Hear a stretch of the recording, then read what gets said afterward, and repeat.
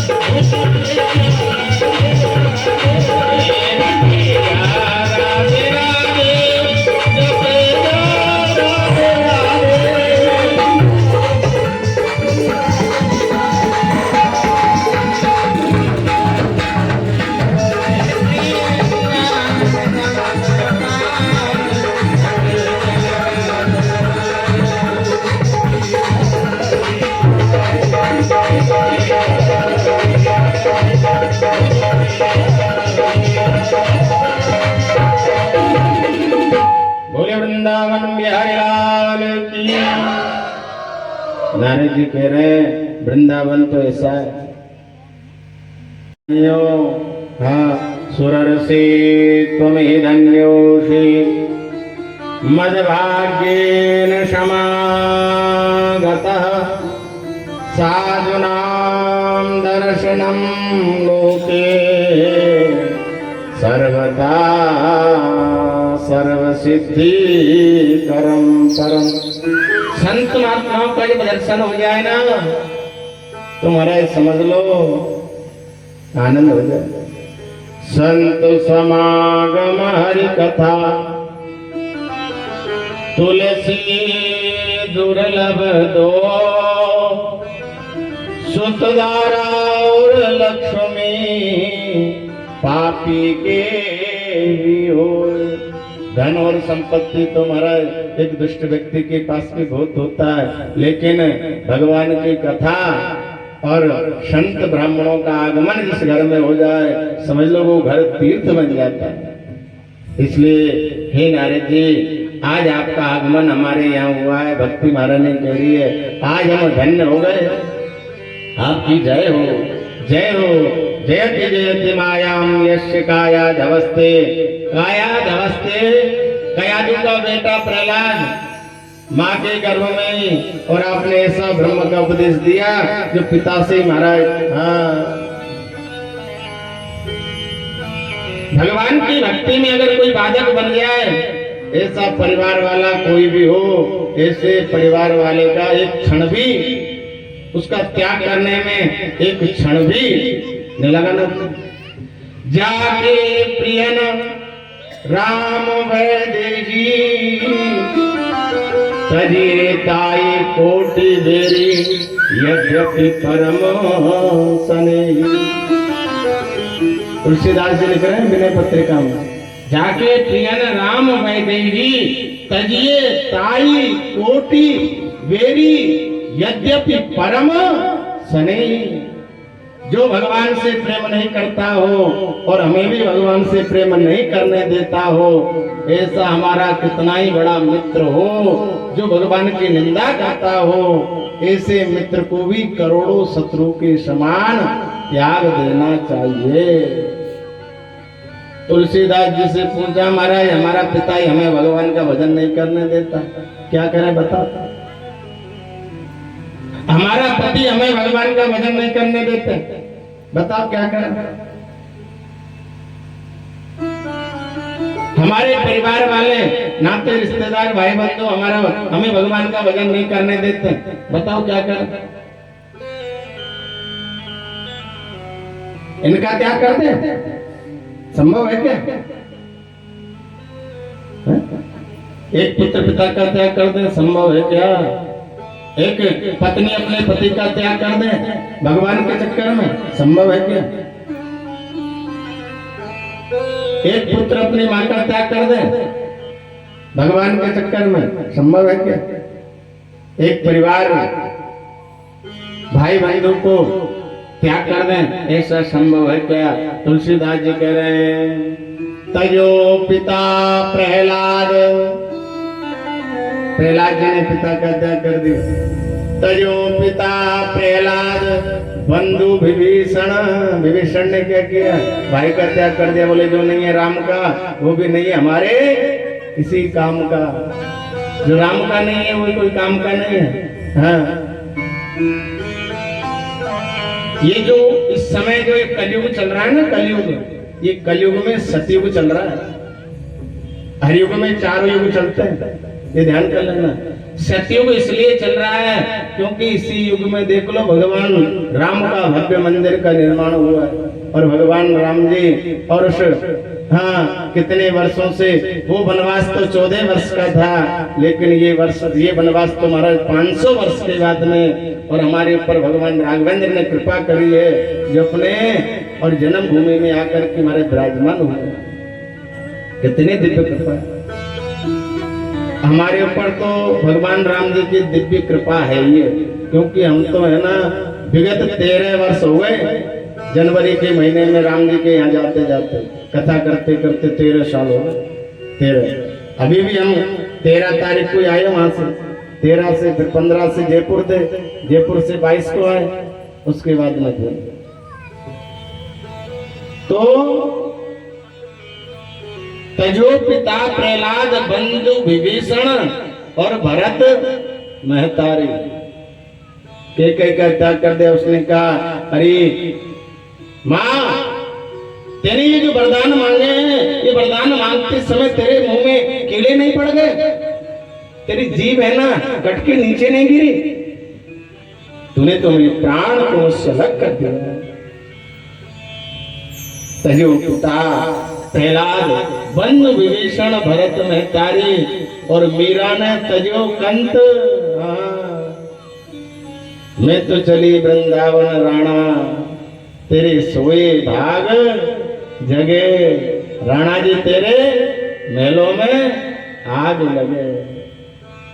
मीरा ने अपने पति का त्याग कर दिया। मीरा जो है ना, मीरा पूर्व जन्म में गुजरी थी, गुजरी पूर्व जन्म में। ये भगवान कृष्ण के जब इसकी शादी हुई ना, विवाह हुआ इसका, तो वृंदावन के किसी गोप के बालक के साथ में इसका विवाह हो गया। विवाह हो गया तो वह की सासों ने पता कहा गई, सासों ने कही नई बहू से कि यहाँ है ना नंद को छोड़ा, नंद को छोड़ा, वो बड़ो ढीठ है। हाँ या वजह तो है लाली, ऐसो करियो, तू है ना वह को अपनो मुख मत दिखाइयो।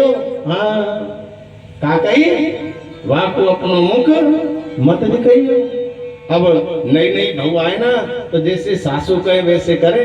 हाँ साल भर तक तो, और साल भर के बाद फिर सासू पे बहू तन जाए। हाँ फिर बेचारी बहू कहे वैसे सासू करे। तो बहू ने कही कोई बात नहीं मैया, आप कह रही है तो वही होगो। आज कन्हैया को पतो चलियो कि हमारे घर हमारे गांव में है ना नई गोपी आई है, नई भाभी। हाँ भगवान को तो खेलवे को आनंद है ना, तो भाभी से खेलवे के ताई और भगवान पहुंच गए वही गुजरी के घर में।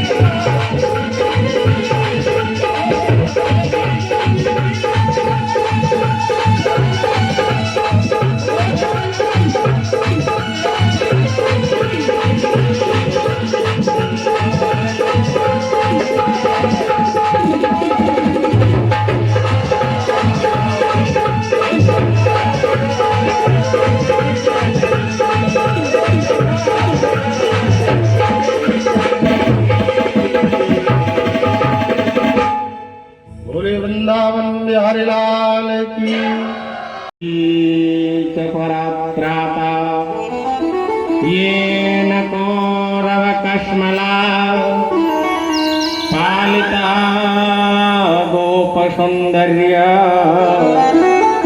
कृष्ण क्वापिनो गतः। जिन भगवान ने उस द्रौपदी की भरी सभा में और रक्षा करी है, पता है वह दुशासन महाराज और भरी सभा में द्रौपदी को खींच करके लाया है और उसको निर्वस्त्र करना चाह रहा है। सारे जब तक हम हमारे परिवार नाते रिश्तेदार का बल रखेंगे ना, तब तक भगवान का बल काम नहीं करता है। जब सारे बल जब समाप्त हो जाते हैं तो निर्बल के बलराम, निर्बल का बल कौन हो जाता है? निर्बल का बल तो राम हो जाता है। पहले तो द्रौपदी ने सोचा मेरी 5 पति है, भीम जैसा मेरा पति है, कितना बलशाली है, 10,000 हाथों की बराबर बल है, ये मेरी रक्षा कर लेगा। गांडीवधारी अर्जुन है, सर्वश्रेष्ठ धनुर्धर का महाराज पद मिला हुआ है, ये मेरी रक्षा करेगा। राजा युधिष्ठिर मेरी रक्षा करेगा, नकुल सहदेव मेरी रक्षा करेंगे। लेकिन सब नीचे सिर करके झुके हुए हैं, किसी ने भी महाराज रक्षा नहीं करी। विषम पिता में ये तो दादा है, दादा में है, दादा ससुर है, ये तो एक पौत्र वधू की लाज भरी सभा में लुट रही है, ये तो मेरी रक्षा करेंगे ही करेंगे। लेकिन भीष्म पिता में भी नीचे हो गए हैं।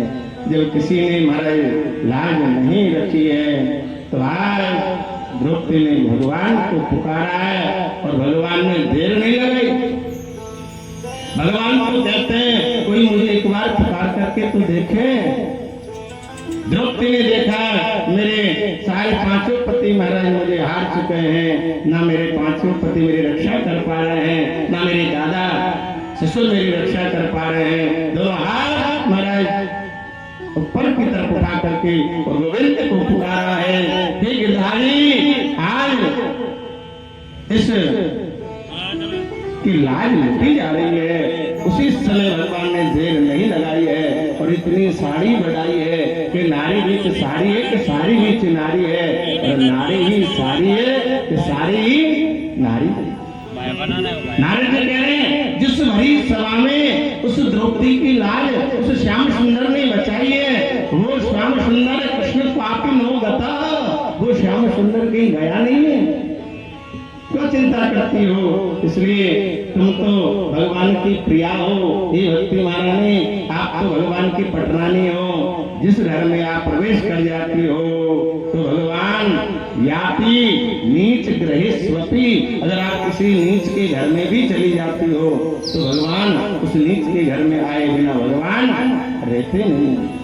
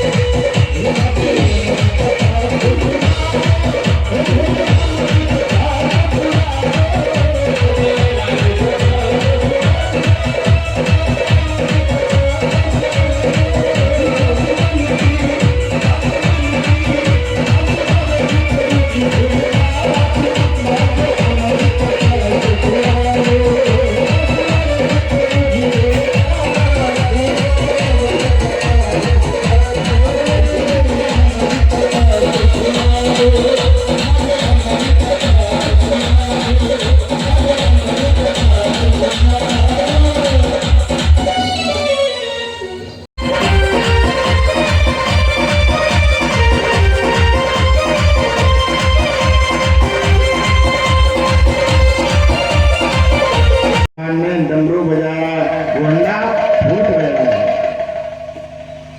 फूटते उसमें से एक सुंदर सा हमारे पक्षी प्रकट हो गया है। मैया से कहा भगवान ने जाकर के देखा कोई है तो नहीं, जाकर के देखा तो कोई तो था नहीं, तो छोटा सा वो पक्षी अंडे में से निकल रहा है। मैया ने कहा तो छोटा सा पक्षी है, ऐसी ठंडी ठंडी हवा चल रही है तो जैसे ही मर जाएगा।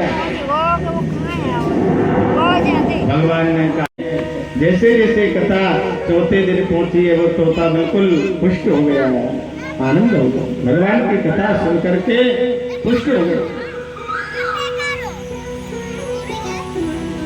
सूत जी कह रहे हैं कथा जब छठवें दिन पहुंची है तो उद्धव और भगवान कृष्ण का संवाद चल रहा है।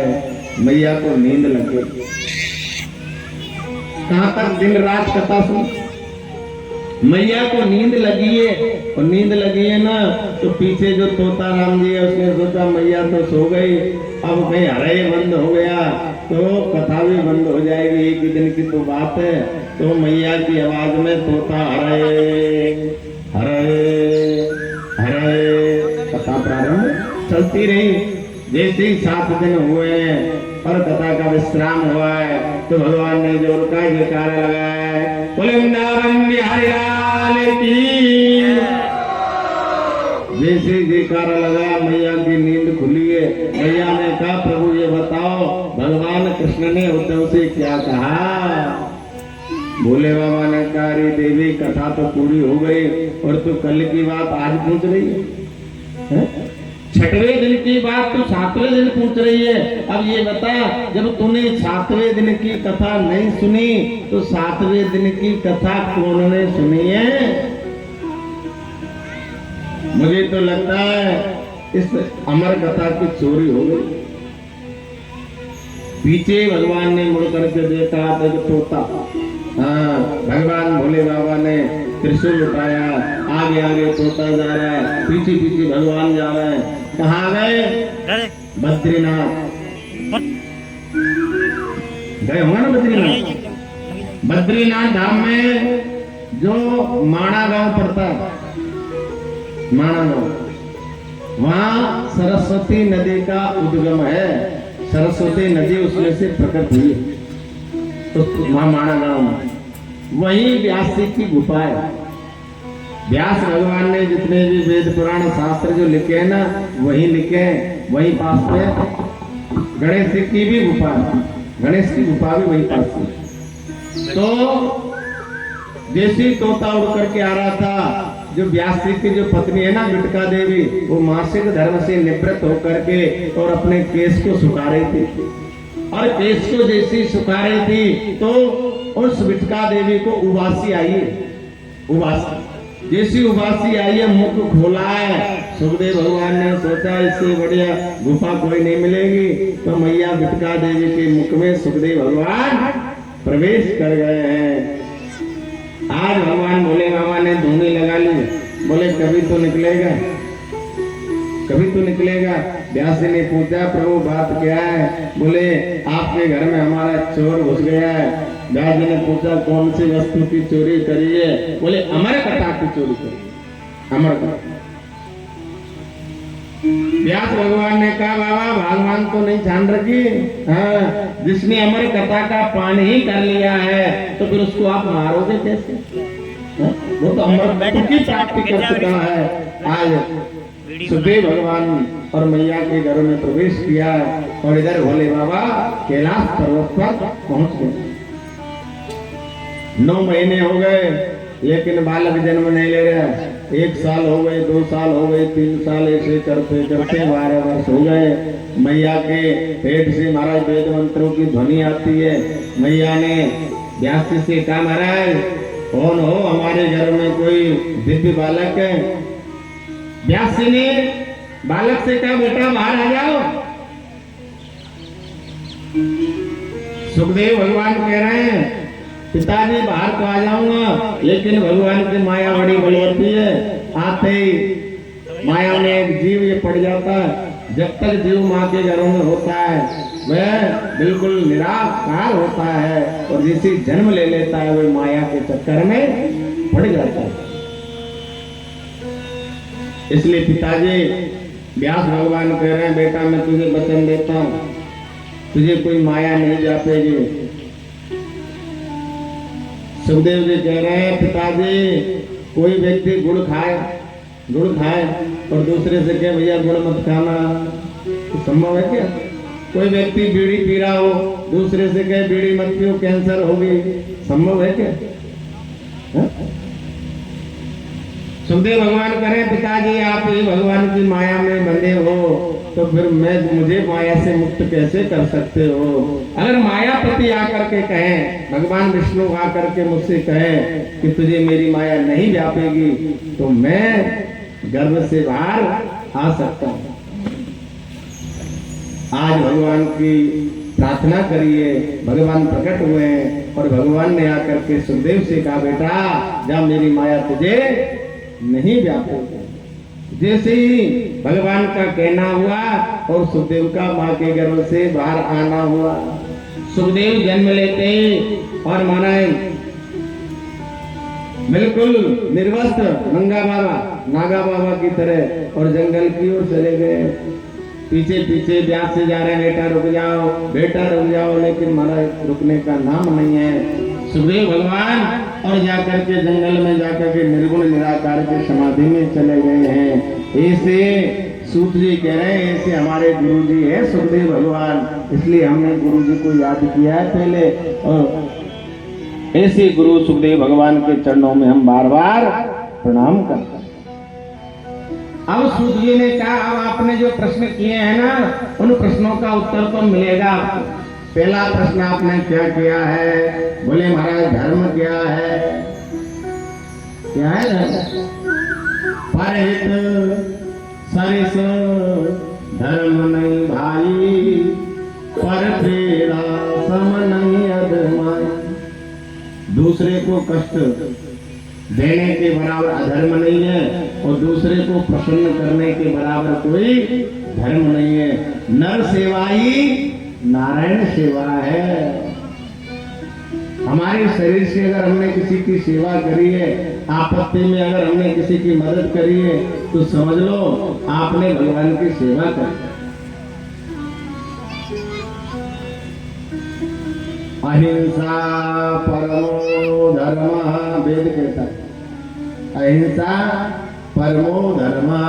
परम धर्म क्या है? बोला अहिंसा, किसी जीव मात्र को कष्ट देना हिंसा हो गई, और किसी जीव मात्र को कष्ट नहीं देना अहिंसा हो गई।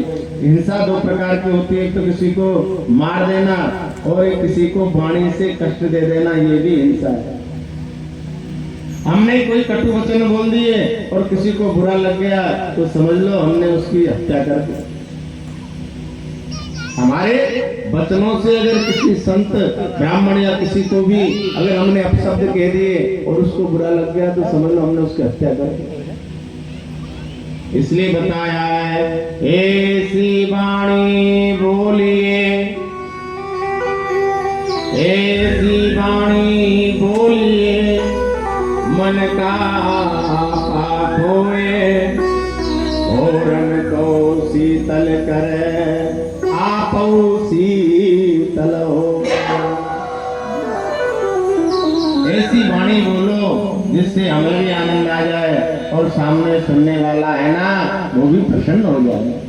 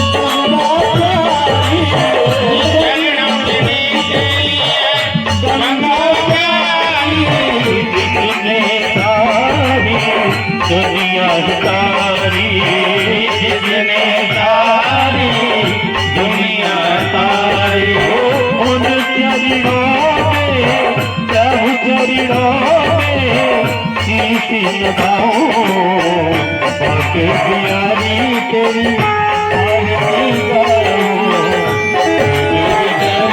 तेरी आरती गाओ